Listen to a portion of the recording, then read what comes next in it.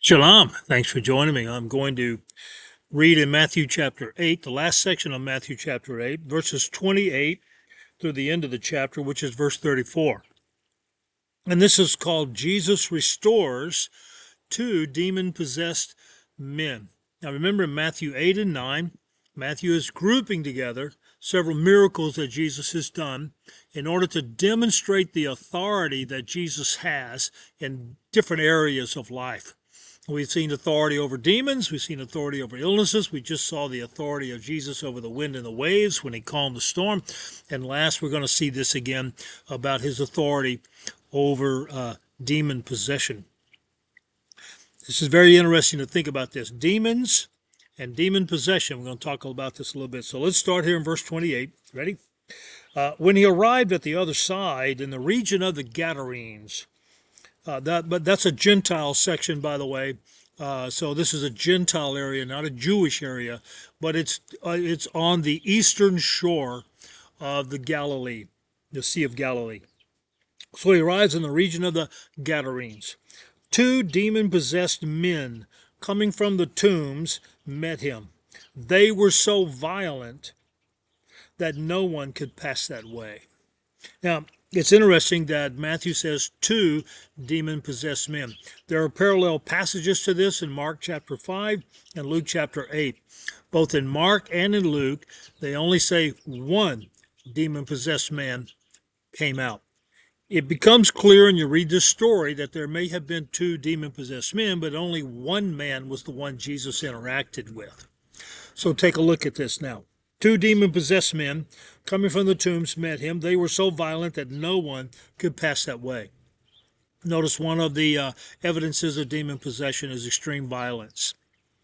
Now, it's also the tombs, living out in tombs. It is considered in many places, graveyards are considered to be places where you don't hang out, you don't do good things. They're considered to be scary places. So this is where these two demon-possessed men were hanging out in the tombs. And in verse 29, it says something fascinating. They see Jesus. They come to Jesus. There, if you notice there, they were coming to meet him. And they said in verse 29, "What do you want with us, Son of God?" They shouted. "Have you come here to torture us before the appointed time?" Very interesting. They are shouting at Jesus, and they know who he is. They called him Son of God. They had no trouble identifying who he was, by the way. In fact, James tells us in the book of James, I think it's chapter 2, verse 19, it says that if you believe in God, you do well, but even the demons believe. And by the way, they're not doing well. So that's pretty important to note that. Also notice that they said, "Have you come here to torture us before the appointed time?" That's interesting. There is an appointed time. It's called the Day of Judgment. In the book of Revelation, we learn that death and hell will be cast into the lake of fire, and that all of the demons and those that followed Satan will be thrown in there for all eternity. They will be destroyed, by the way, it says in Scripture. So they're wanting to know, is this the moment? Now that you're here, you're confronting us. Is this the moment? But he said, but they understood there was an appointed time and that this is too early. You're here before the appointed time. Are you going to torture us now? Or are you going to wait? I think that's interesting that they are recognizing their future. They're recognizing their destination. And sometimes we Christian believers today get a little too fearful and too scared of demons because we aren't always keeping in mind what their destination is. Keep in mind, they know where they're going. They know what's going to happen to them. Maybe you should have a little more courage in your spiritual life. So some distance from them, this is verse 30, there was a large herd of pigs feeding. The demons begged Jesus, "If you drive us out, send us into the herd of pigs." He said to them, "Go." So they came out and went into the pigs, and the whole herd rushed down the steep bank into the lake and died in the water. Notice something. The demons had to ask for permission to do something. And Jesus gave them permission. You know, in the scriptures, we read in the book of Job, chapters 1 and 2, where Satan had to ask for permission to do terrible things to Job.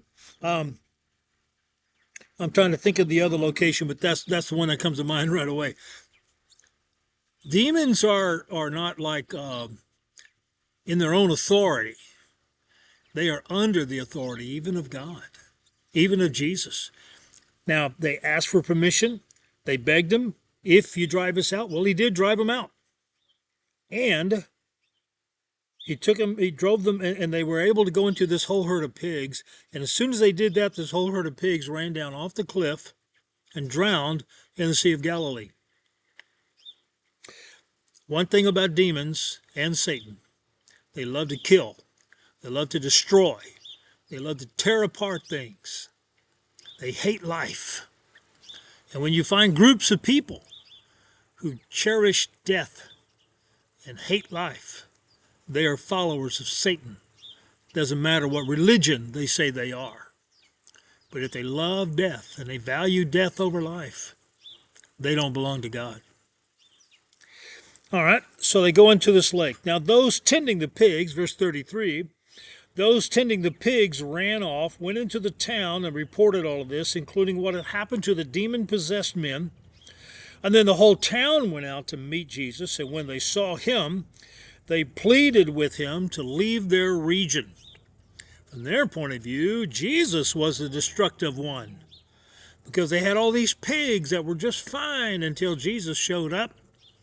And now all these pigs are dead. So they're blaming Jesus for their economic loss. I think it's fascinating that they ignored the fact that they were terrified of these two demon-possessed men. But now that they were in their right mind, now Jesus became a threat. I think that's fascinating. And they were terrified of him. You know, in the ancient world, they had to use a lot of rituals and incantations, and they had divination and all sorts of other forms to try to control the spirit world and to control demons and to cast out demons and things like that.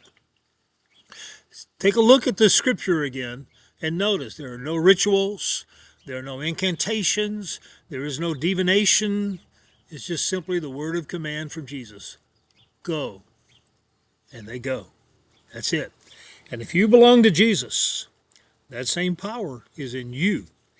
And when you catch a glimpse of just how powerful Jesus is, well, it might scare you too. Only don't let it. If you follow Jesus, if you're his follower, you are safe in his arms. Thank you for following me. Bye-bye.